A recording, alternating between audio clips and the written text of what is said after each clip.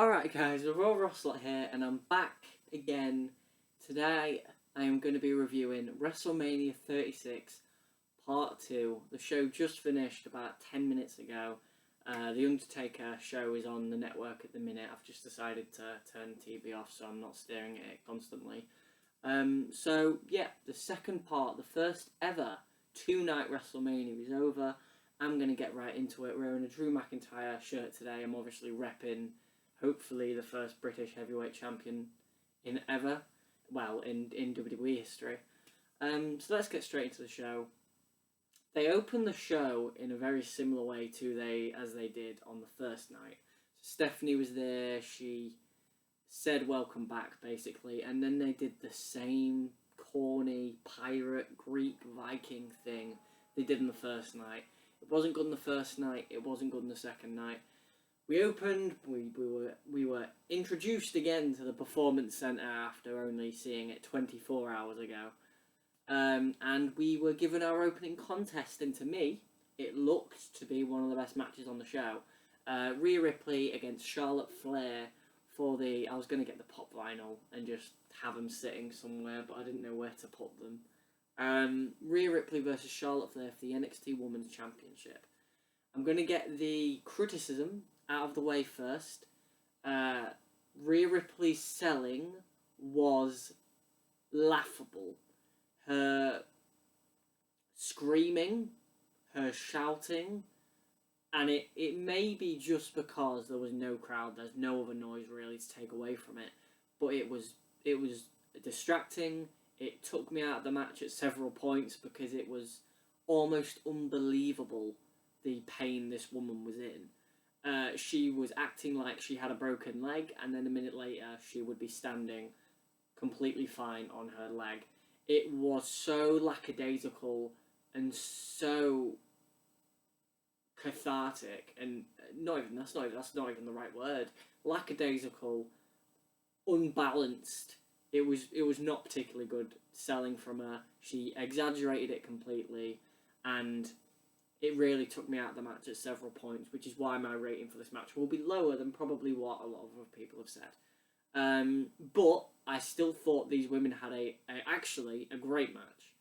The match started, and it started at a very quick pace. There wasn't a lot of a feeling out process. Charlotte got control early, but then out of nowhere, Rhea Irish whipped Charlotte into the corner. Charlotte did the thing where she turns over the turnbuckle, but before she could do that, Rhea gave her a big boot and then hit her with the Riptide and got a 2 count. Now, when I saw that, and I was like, Rhea's hit her finish in a minute. Either she's just going to win, or the whole point is she'll hit her finish in a minute and just completely dominate the match. I've seen this a couple of times before where a superstar will hit a finish, the person will kick out, and then they'll just completely dominate the match. It doesn't necessarily devalue the finish if the superstar goes on to win the match, which we'll get to in a little bit. Here, it was a little bit jarring just to see Rhea just pull out a random finish. Charlotte kicked out and then rolled to the outside. Rhea looked confident after this, which was interesting because usually people wouldn't look confident, which was a nice thing that the commentators actually mentioned. And then the main portion of this match kind of came in a couple of minutes later. It was Charlotte working over Rhea's leg. She pulled Rhea's leg down on the top rope, and that started to injure the leg. She gave it some DDTs. She gave it some really vicious chop blocks, which looked fantastic and vicious and brutal. And she, obviously, as I said, DDT'd it a couple of times, stomped on it. Rhea got a couple of comebacks here and there. She hit a electric chair facebuster to Charlotte. Charlotte kicked out.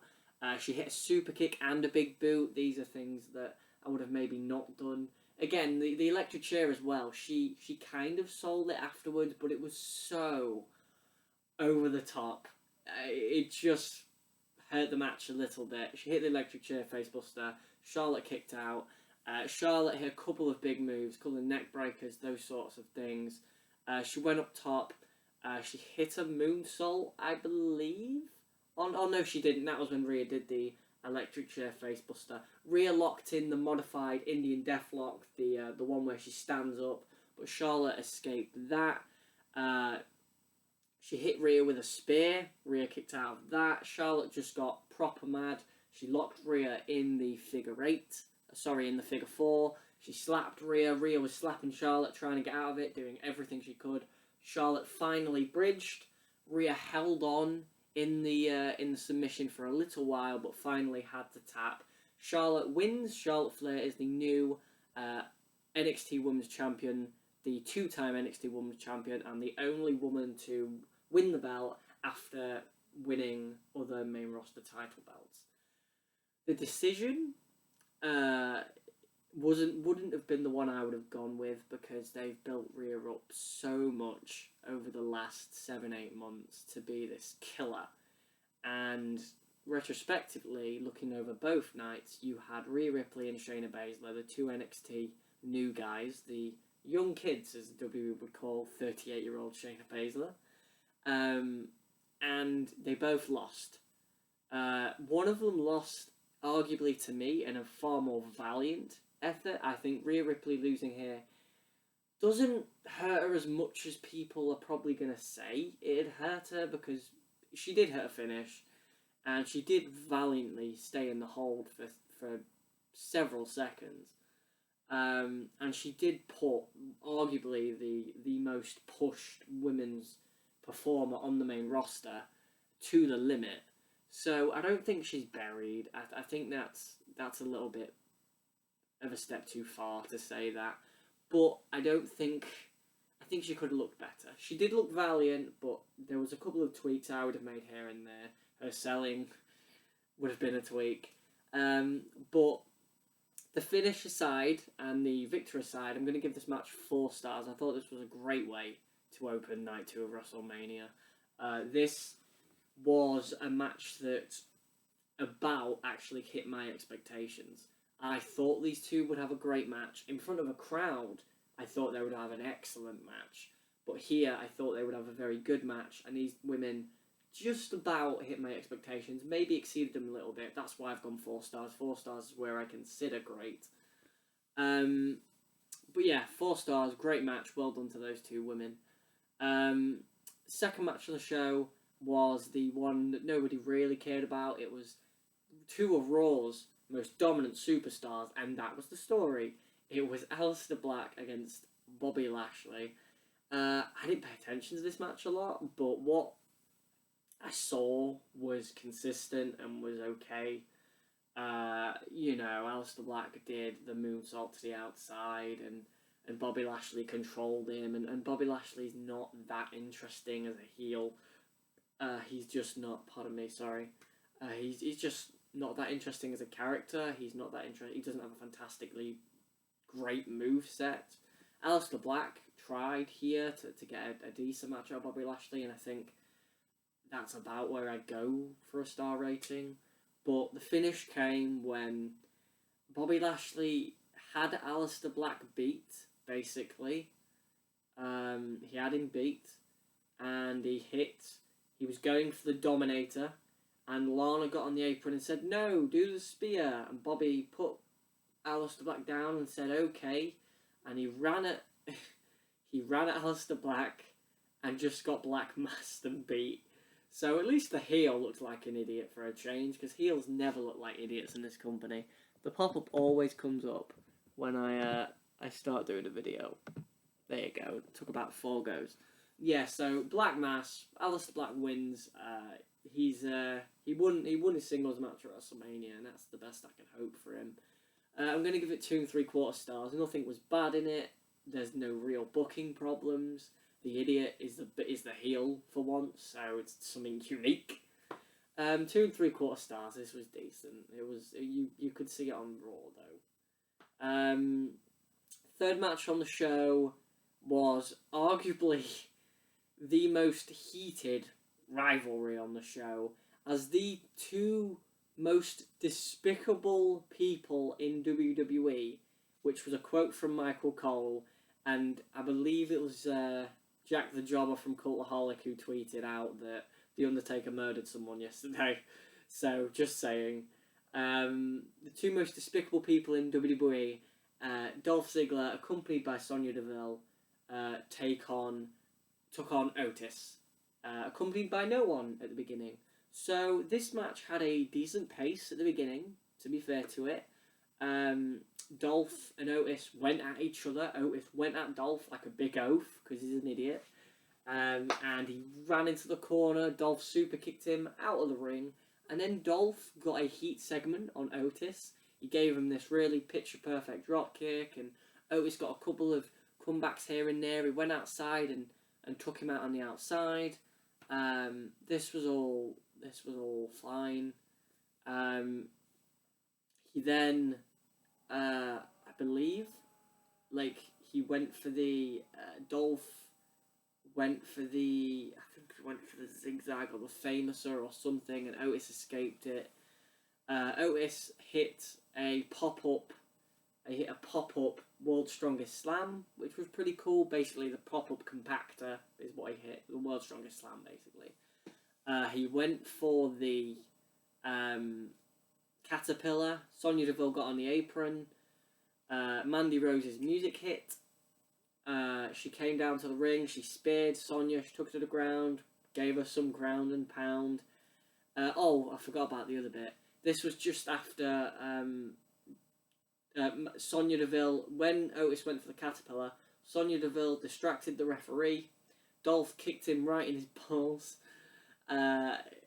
from behind, so I doubt he really hit him, but not like Austin killing Byron Saxton.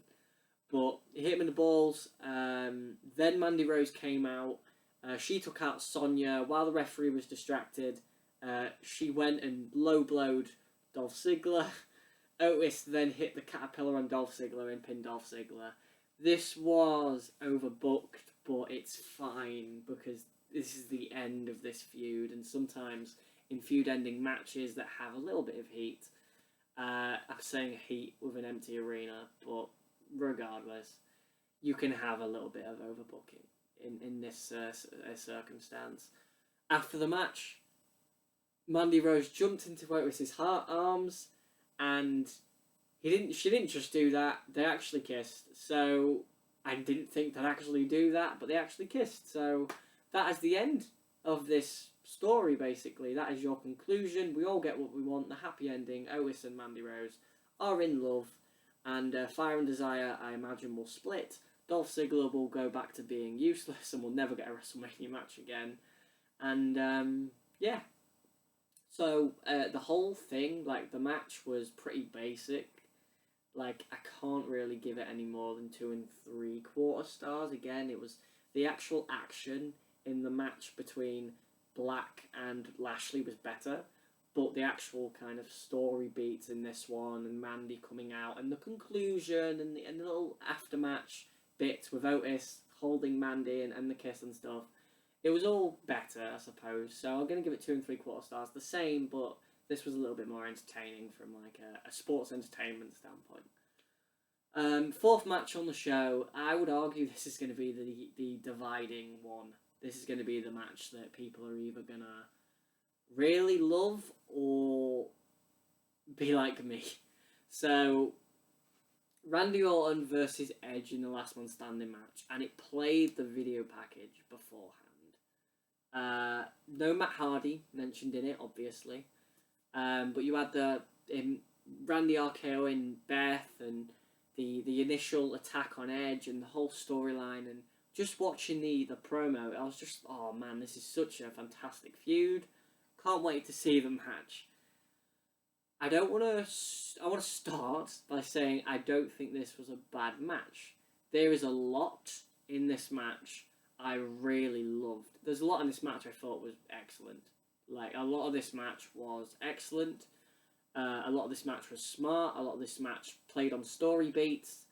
And I loved sections of this match. But, and this is a big but, this match went 36 minutes.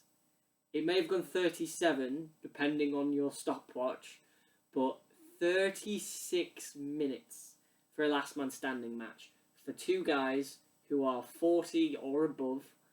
And it was just... Okay, so let me get some of the positives in first. So I liked the idea that Orton outsmarted Edge at the beginning. I liked the fact that Orton gave him 2 quick RKOs. So Orton disguised himself as a cameraman.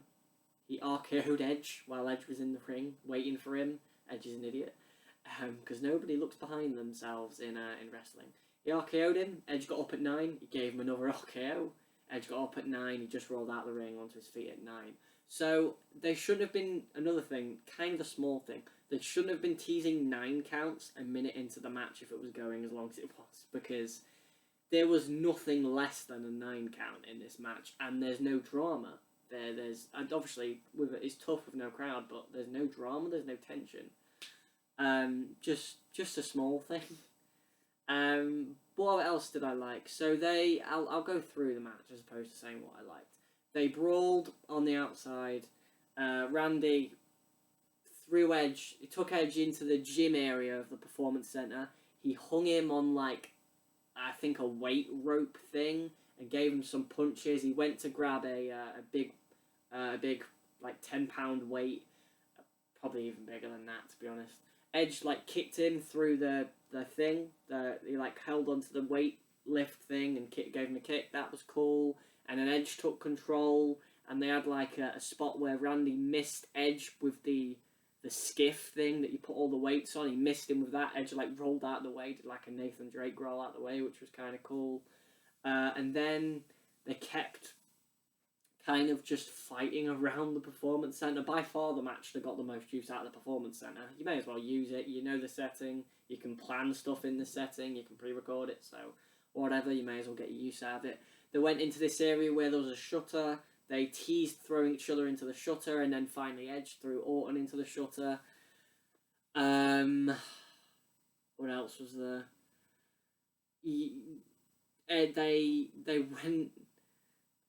They went backstage into like this warehouse area. This is where the majority of the match was spent. They did a spot where Orton threw Edge into some stage steps. Edge got up at 9. Then Edge threw Orton into a table, a big table, not like one of the normal ones, like quite a big table. He laid him on it. Sorry, I just heard a noise. He laid him on it. He climbed the ladder up to like a caged area, like a scaffold caged area. He did an elbow drop off that right into Randy Orton's ribs. It looked like it was right in his rib cage area. Some things you can't fake, and Randy Orton was coughing and wheezing a bit more from that point on. Maybe he was selling. Maybe it was just good selling, but the selling was good. I could say that. It was not as extravagant as Rhea Ripley's selling. But they did the elbow drop through that. Both men got up at 9. They then went over to this like pickup truck area. Oh, I forgot the bit in the office. So they went into the Performance Center office where people get fired. And they did a couple of spots on there. They bounced each other off the chairs and off the big table, big metal table or stone or whatever it was in the middle. And then Edge kind of clung onto the chain link that was on the roof, and he dropped an elbow onto Orton. It didn't break the table because the table's massive, so it was never going to break. Orton was wheezing a bit there, to be fair. We left the office, as said, that's when we went into the warehouse bit. So back to where it was originally. They went to a pickup truck, and they were fighting on a pickup truck, and Orton gave him the draping DDT on the pickup truck. Now, Edge had been holding his neck a couple of times and doing the thing where he holds his neck, trying to get feeling into his arms. Like, it's so risky doing that, because if he ever one day, if someone ever does do that, you don't know if it's real or not. But it worked in the context of this match, and it's in a pre-recorded environment, so if they didn't want him to do it, they wouldn't have had him do it. So Edge got draping DDT'd onto the back of the pickup truck, so onto like the sheet that they have at the back. He got up at 9 again. They then, let me think. I'm just checking. I don't want to make too much noise. They then, sorry, I was having a moment there. Oh, they then climbed up a trailer, like a truck trailer, and it was an NXT truck trailer. And they went up this truck trailer, and they had a brawl. There were punches. There's not a lot more they can do. And out of nowhere, Edge hits a spear. It's the only spear he hit. He hit a spear on Orton. Orton got up at 9. Edge turns around. He gets that look in his eye, the old Edge look when he goes for a spear. Goes for the spear. Orton gives him the RKO.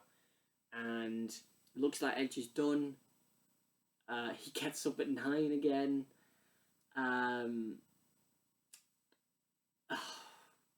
He gets up at 9 again. Edge is a superhuman, basically, is what we worked out from this match. This was like this long, and it's I'm breathless because there's so much to talk about. He gets up at 9 again. Orton goes down off the trailer, gets 2 chairs, brings them up the trailer. He puts Edge's head on the chair. He gets the other one. He goes for the concerto. The referee says, "No, Randy, don't do this. He's got a family. He's already done this before. It didn't affect him last time." He goes for the concerto. Edge rises to his feet like the Undertaker, and he grabs him in that like elevated arm triangle choke, like the standing one. He grabs him in that, the Jake Hager finish, basically in AEW. He grabs him in that, and he passes him out. And Orton is lying on the chair. And this was one of the things I really liked about the match. The finish. Edge puts Orton on the chair and he waits a minute because he thinks, do I need to do this? And he grabs a chair and he looks at Orton and you can see he's like emotional and he's not crying, but he's close to being weepy. And he's looking at Orton and he's just, oh God. He's almost like, I've got to do it. Like after. So he did it. He hit him with a big concerto. He got down next to him after it and almost was like saying, I'm sorry. It was almost like Old Yeller, like, I have to do this because if I don't do this, you are going to get me and my family again. Well, I've just noticed one of my pictures, one of my Batman canvases is not straight. So he hit him with a concerto, basically just like, I need to do this because if I don't, then you're going to attack my family again. You're going to come after me again. Hits him with the concerto, stands straight back up, just looks down at Randy. Referee counts to 10. Edge wins this long, grueling battle of a last man standing match. There were some things in this I liked. The finish, the open bit, the bit in the gym. There were some creative ideas in the gym. There was some creative stuff in the warehouse. But outside of that, this was a very basic last man standing match. These guys are, as I said, Randy Orton's I think 41. Edge is, I'm gonna say, no, Randy Orton's 40. I think Edge is 46. So they can't do all these crazy bumps. They did that one crazy elbow off the cage bit, but you know, you need to in these matches, especially if they're going this long. I can't think of a longer last man standing match for one, and I can think of plenty more last man standing matches that were more entertaining than this. There was a lot of just sluggish brawling. There was a lot of just throwing each other into pillars and into walls and into chain link fences and into shutters. And it's just not entertaining. Like, the story beats in the match hit well. And when Randy and Edge are talking to each other, these bits are great as well. Randy saying, I'm going to send you home to your kids, Edge. It's all right. Stuff like that. That's good. And Edge as well saying, and Edge... When he did the arm triangle and passed Randy Orton out and the referee starts counting, Edge goes, don't you fucking count. Don't you fucking count, he goes, and the referee's like, sorry, Edge, and then he does the concerto. Just, again, stuff like that. Sometimes you need story beats moments, and this is one of those matches that probably benefited more from not having a crowd. So again, I'm going to put that in its plus column as well. Overall, giving the match a rating, I'm going to give it 3 stars. I don't want to give it any less because I feel like I'm being a bit harsh if I give it less. But I also don't want to give it more because I feel like I'm giving it way too much credit if I give it more. The 3 stars is basically the story beats, the table spot, and the finish in the beginning of the match. The rest of the matchup was really sluggish. really mundane, like, to look at for 36 minutes. Nearly 40 minutes. This isn't Okada and Omega having a technical wrestling match for 36 minutes. This is Edge and Randy Orton slugging it out for 36 minutes. So, the longest match of WrestleMania in my eyes wasn't a bad match, wasn't a great match. It was somewhere in the middle. It was a good match, but it never exceeded that. There were moments that were great, there were moments that were boring, and it was somewhere in the middle. As I said, I think it was good. 3 stars to Orton and Edge, and I've talked about that match for far too long. I've probably talked about it for as long as the match was on. Then we move on to two matches that are basically irrelevant as far as like big matches. The next match was so this one, because of how I feel like I wasn't into this the fifth match, the match after the long grueling last man standing match. I wasn't into this one quite a lot because, to be honest, I'd just been put through a grueling affair with Edge and Orton, which I feel like I'm harping on it too much. But what I witnessed from the next match, which was the Raw Tag Titles, the Street Profits, Dawkins and Ford, against Austin Theory and Angel Garza, accompanied by Zelina Vega, the bits I saw were very good. The big senton to the outside from Montez Ford onto Dawkins and Angel Garza was good. I thought Austin Theory did well in this match. I thought Angel Garza did well in this match. He teased the wing clipper, took his pants off. Austin Theory hit a TKO at the end. So I thought everyone got their shit in. Ford did some immense... He did a really cool, as I said, senton to the outside. Garza did a moonsault to the outside and then did a moonsault in the ring, and that was the near fall for the heels. But in the end, Austin Theory... he hit a TKO on Angelo Dawkins, and then out of nowhere, Montez Ford just flies in, frog splashes. Austin Theory has his pin in Dawkins, and Dawkins just rolls him over and puts his arm on top of him. 1, 2, 3. Dawkins and Ford retain. Finish kind of came out of nowhere. It was only a 6-minute match. If you'd given us 3 or 4 more minutes, I actually think this would have been very good. But I'm going to give it 3 stars. Good match. Never really got going, but good match. The actual action they got in 6 minutes was all good action, and these 4 guys, Dawkins is a bit boring and outside of working with Montez Ford as part of the Street Profits, he doesn't have a lot going for him. But the other 3 guys in this match, Ford is immensely charismatic and is a really good athlete. Angel Garza, I don't know why I call him Angel then. Angel Garza is really charismatic. He's a really good little prospect. And Austin Theory's okay. I think he's all right. So, there's some young talent in there that you can do some stuff with. So 3 stars, good match. I would rather watch that than watch the last man standing match, to be honest. Maybe I'm being too nice to that, to be honest. After the match as well, I shouldn't miss this out, we had a little segment where Zelina and Austin Theory and Angel Garza attacked the Street Profits. Zelina Vega gave Montez Ford a roundhouse kick, and who should come out to save the Street Profits? None other than Montez Ford's wife, Bianca Bella. She came out, she took out Zelina Vega, she hit it with a KOD. The Street Profits took out the other 2 guys, and then Montez Ford and Dawkins posed with Bianca Belair on their shoulders.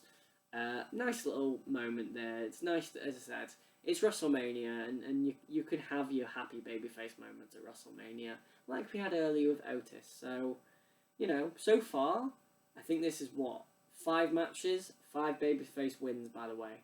So, oh god.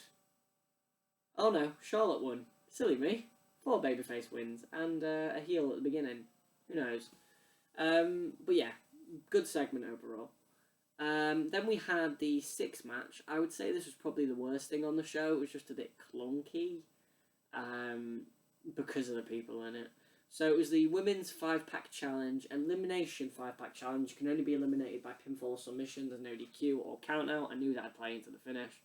It just took me a while to realise it. This went about 20 minutes, which is a lot more time than I thought it would get.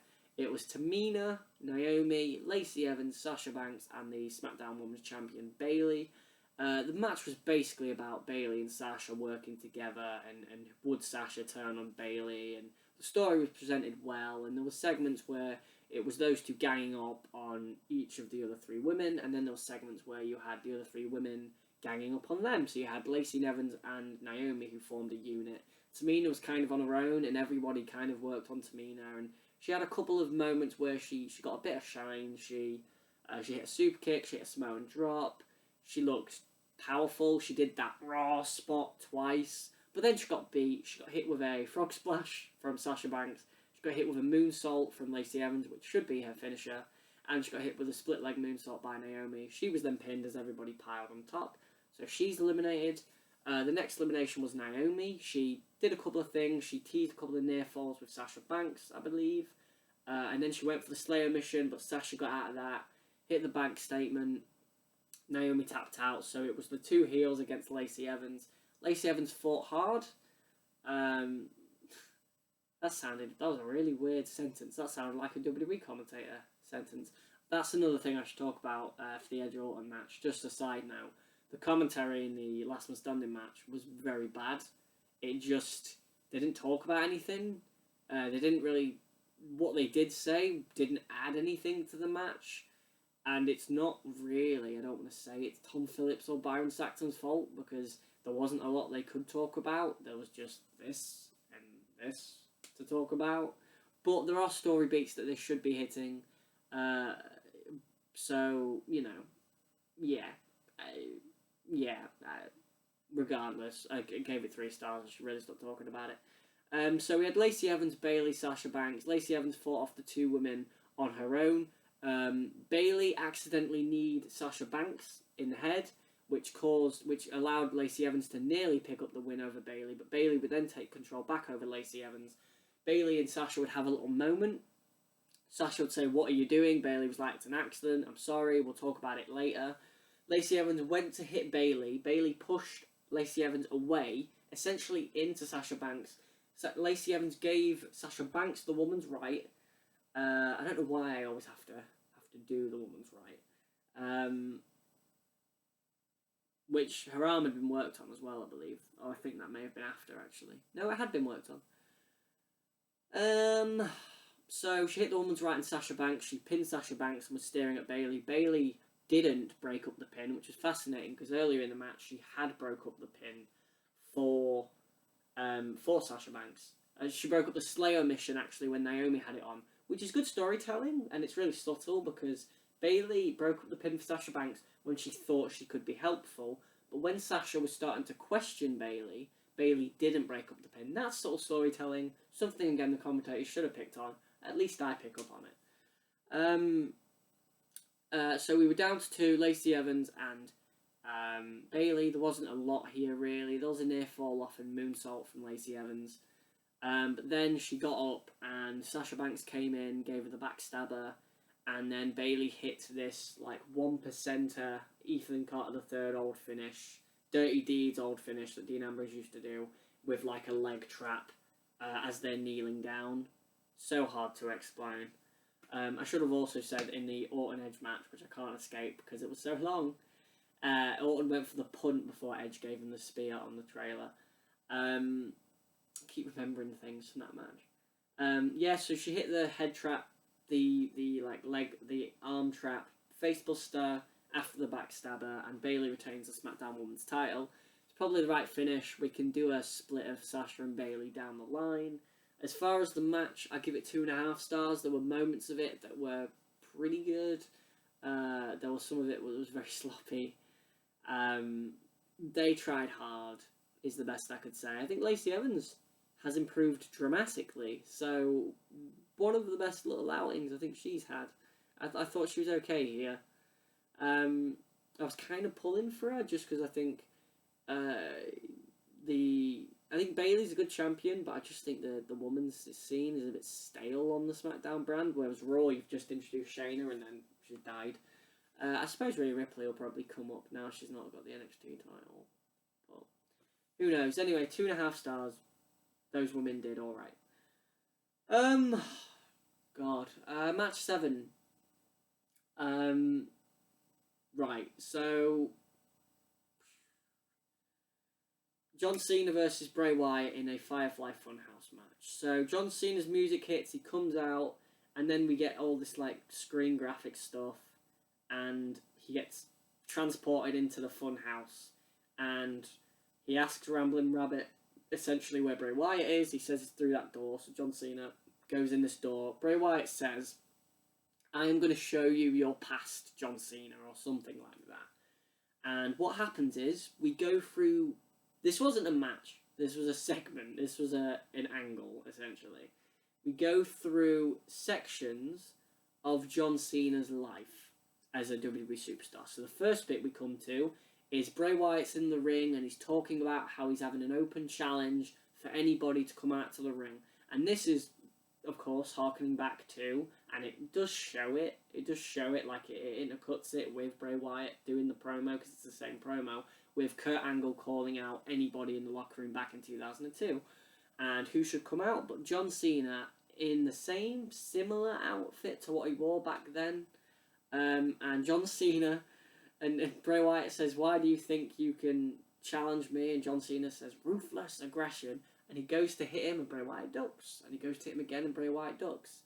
And there's a lot of metaphor and I think ambiguity in this whole segment. So he goes to hit him, it doesn't work. We move into the next segment, which was Saturday night's main event, and it was Bray Wyatt being Macho Man Randy Savage, I think. And then John Cena comes in as Johnny Big Arms, or whatever he was called, and he's Hulk Hogan, and he's pumping iron, and he's talking about how he's going to destroy everybody. This one was the one that I thought was a bit out of place. Then we moved into a John Cena World Life segment, where John Cena is in his Thugonomics, Dr. Thugonomics get-up, and he... Oh, sorry, I thought I had something on my arm. He's in his Dr. Thugonomics get-up, and he goes, "Oh, okay, I can only rhyme." So he does a rhyme, I can't remember what his rap was, and the crowd, like, there was nobody that liked it. So he's like, right, I'll say something funny. So he criticised Bray Wyatt for he used to be Husky Harris and he weighed so much. It was funny. I thought it was funny. And then as well, I've got to say that the commentators in this segment were not the usual commentators. It was I think it was Ramblin' Rabbit, and it was Mr. McBossman. And Mr. McBossman at one point just goes, "That's some good shit." And I so think that was genuinely Vince McMahon's voice. It had to have been. He acknowledged it. You know, that was funny. Christ. There was also a bit where Bray Wyatt said, "You can look, but you can't touch," which was the whole point of why he couldn't hit him. Which was cool. Again, I like things that continue on from previous things that have been said. So John Cena says something about Husky Harris's weight. And then Bray reminds him, 6 years ago, you did all this stuff, and you beat me, and you everybody wanted me, John. You say you're a man of the people. Everybody wanted me. Everybody loved me. So John Cena changes in his WrestleMania 34 get-up, and oh no, he's not. I've missed the segment.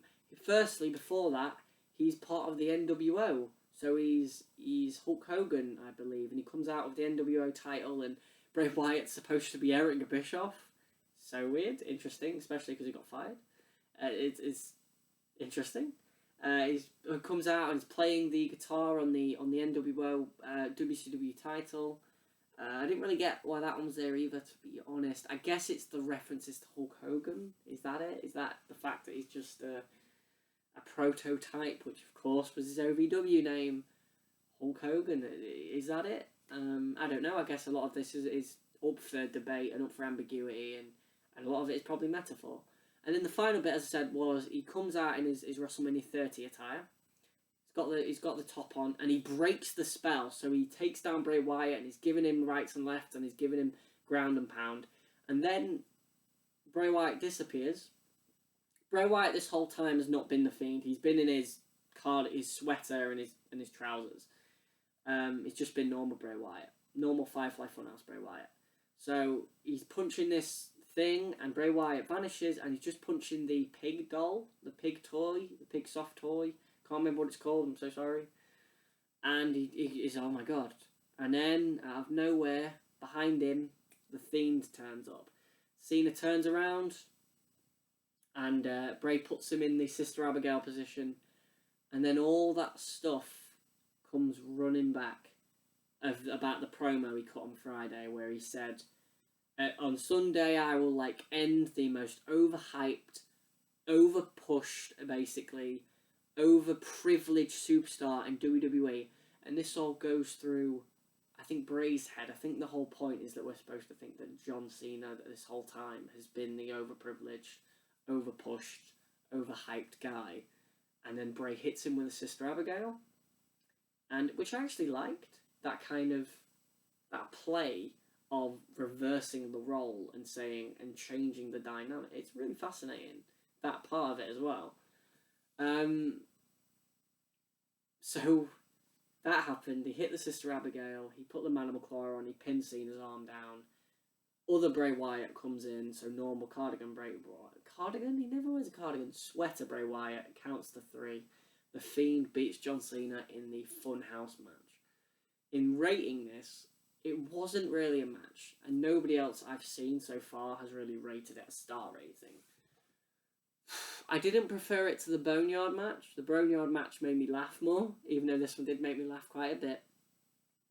But it was great. I did think this was great, and again, a great example of them using this situation of having a pre-recorded setting to their advantage. I think John Cena was excellent here. I think Bray Wyatt was excellent here. I think the editors were excellent. It looked hokey at times, but that was almost the point. Bray Wyatt's character is not serious. The Fiend, you can say it as much as you want. He's not serious. He's not a horror villain. He's a bit of a goof. But yeah, it was great in a vacuum. And they'll never do anything like this again, I imagine, at WrestleMania. So you may as well enjoy this and the Boneyard match while we've got it. I do prefer the Boneyard match. This one was a little bit shorter. It was around 15 minutes. It felt longer, though. I'll say that. There's a couple of the segments. The NWO one didn't really hit me. The Saturday Night's Main Event one didn't really hit me. The other ones made complete sense. And I really liked the kind of finishing idea of all this time John Cena being the overhyped prospect. It's interesting. Some of the fans agree with it, so it's compelling. And this makes Bray Wyatt, it gives him a win over John Cena.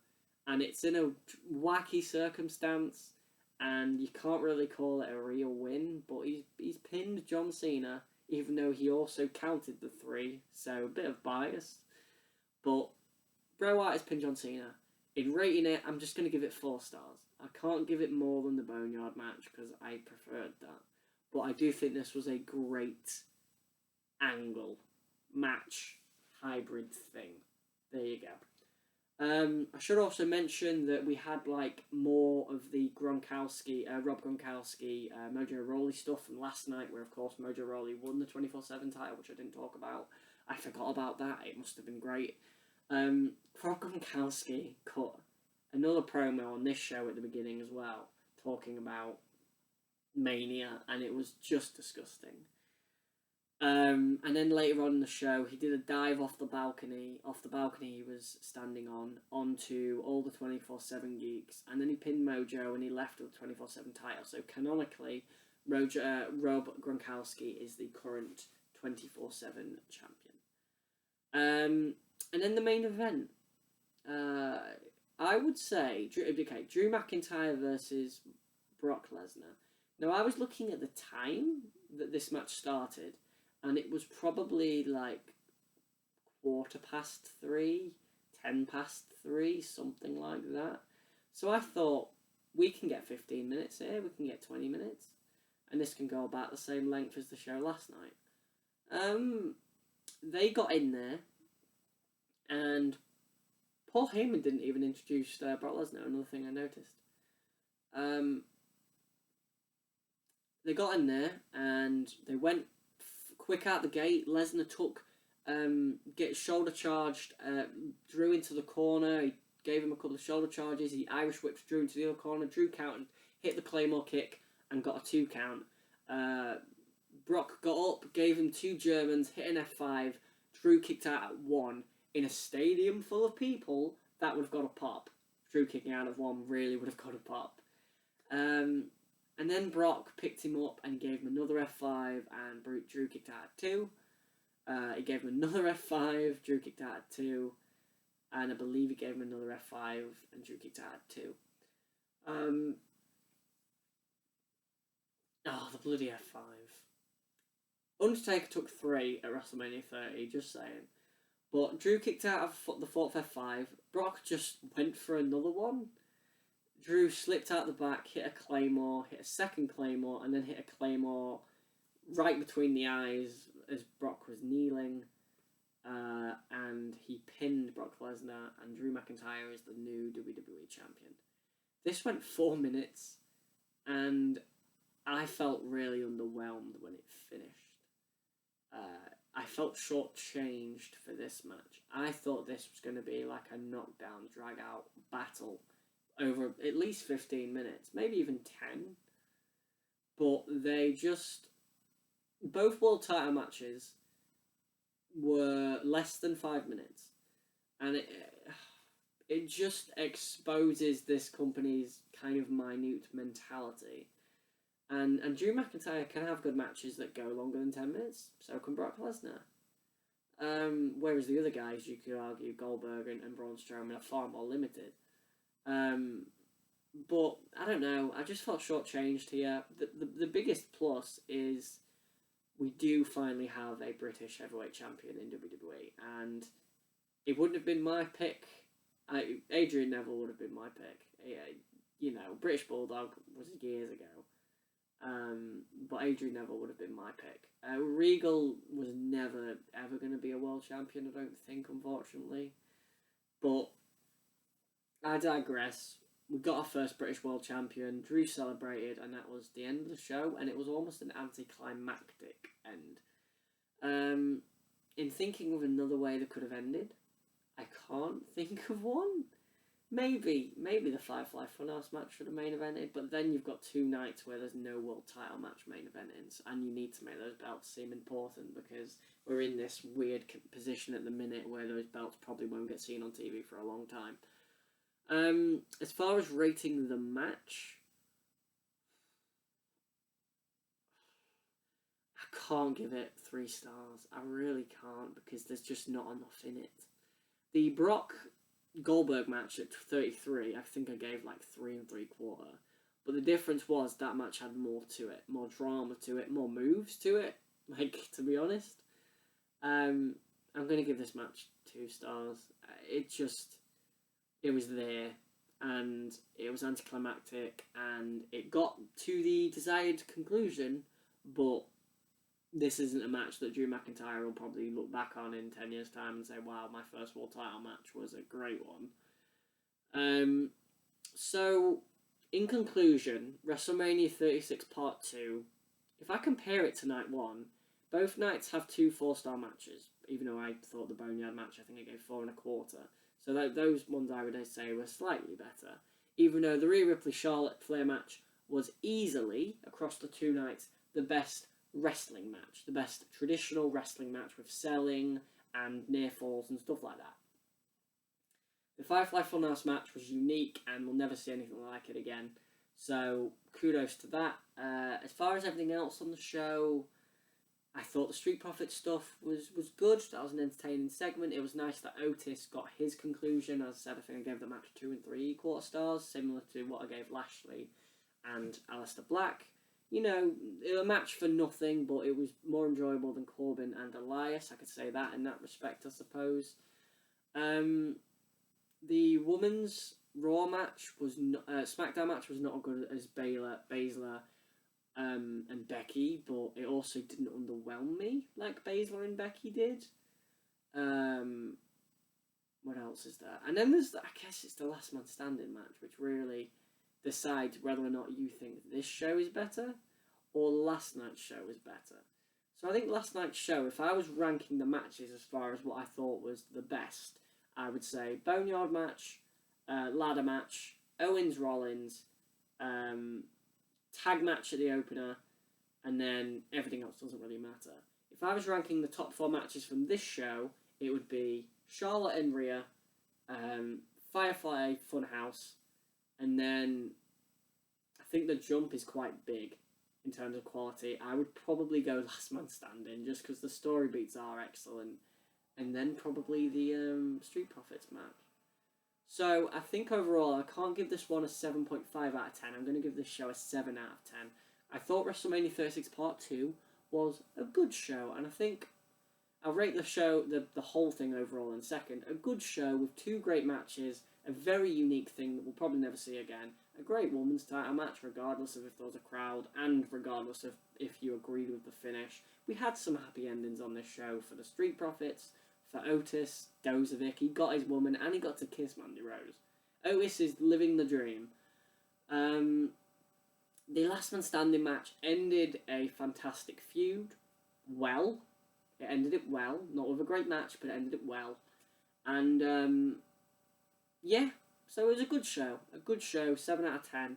And in rating WrestleMania 36 overall, I can't remember what I gave WrestleMania 35 last year, but there was better matches on that show. The Kofi-Bryan match far exceeded really anything on this show. But this show was far more unique than that show. So I think I'm going to go over 7 out of 10 overall for the shows, just to bring it down a little bit. I'm not going to give it 7.5, I'm just going to give it a 7 out of 10. There was 4 great matches across 16, and I didn't watch either of the pre-show matches. I didn't watch Liv Morgan versus Natalya. I didn't watch Drew Gulak versus Cesaro. Apparently Drew Gulak and Cesaro is okay. There is a lot on these 2 shows that, as a WWE fan, I personally harkened on about. The Daniel Bryan match finish, the Shayna Baszler match finish, the Last Man Standing match being so long, to be honest, the booking on this night was better than on last night, I think. The actual the booking of matches on this show was fine. No finish felt flat, quite like a lot of the finishes on last night's show. Well, maybe outside of the main event finish.